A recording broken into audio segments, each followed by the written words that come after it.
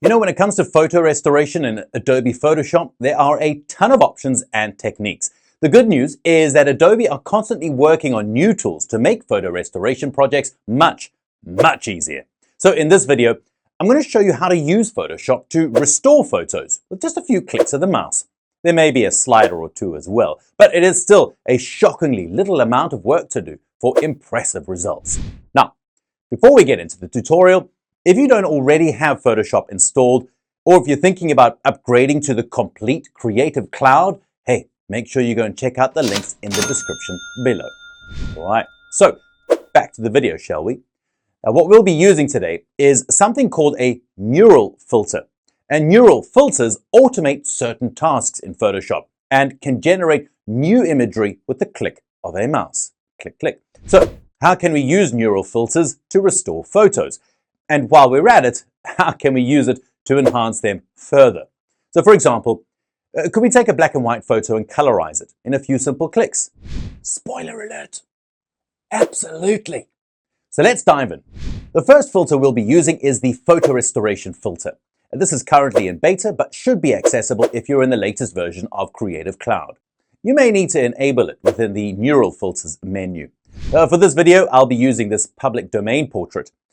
Now, because this is an older portrait, you'll notice there are a lot of scratches and marks, and you'll also notice that this man has an incredibly handsome mustache.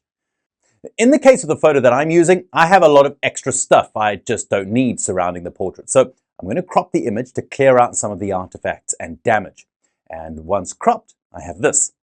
Now, there is still quite a bit of damage on the photo, specifically the hairline in the upper part of the jacket near the lapel. Thankfully, neural filters can help clear that up while allowing the glorious mustache to retain its volume. Now, with your image prepped, we need to enable the neural filters. Our first step is to go to our top menu in Photoshop and head to the filter menu. In that flyout menu, you'll find a link to neural filters. Clicking the neural filters option will create a pop-out menu. And you're going to see a lot of tools on this pop-out menu, and many of them are turned off. Thankfully, they're easy enough to enable. For now, we're just going to focus on just one specifically. You'll see that photo restoration is an option on this list. So what you'll need to do is enable it if it's not already installed. It should be as simple as downloading a package within Photoshop and then clicking the slider within the menu for photo restoration. Once installed, the photo restoration menu is going to feature multiple sliders. And here's where you can experiment and fine-tune the neural filter process. And this is also probably the part that's going to eat up most of your time as well. As you make the changes, the AI needs to render them. So if your computer is a little slow, well, that's why. Also, this is still a beta feature, so there can still be some stability issues. I suppose that comes with being a beta feature. Anywho, I can also use the Adjustments expanding menu below the primary settings and to give myself and yourself further control. Play around with the first three sliders and try to increase the overall quality of the image. And this is best accomplished by adjusting the scratch reduction slider to the right. It may take a few tries to generate the look you're after, but you should end up with something like this. From there, you can continue to make adjustments and use multiple adjustment layers to enhance the image further.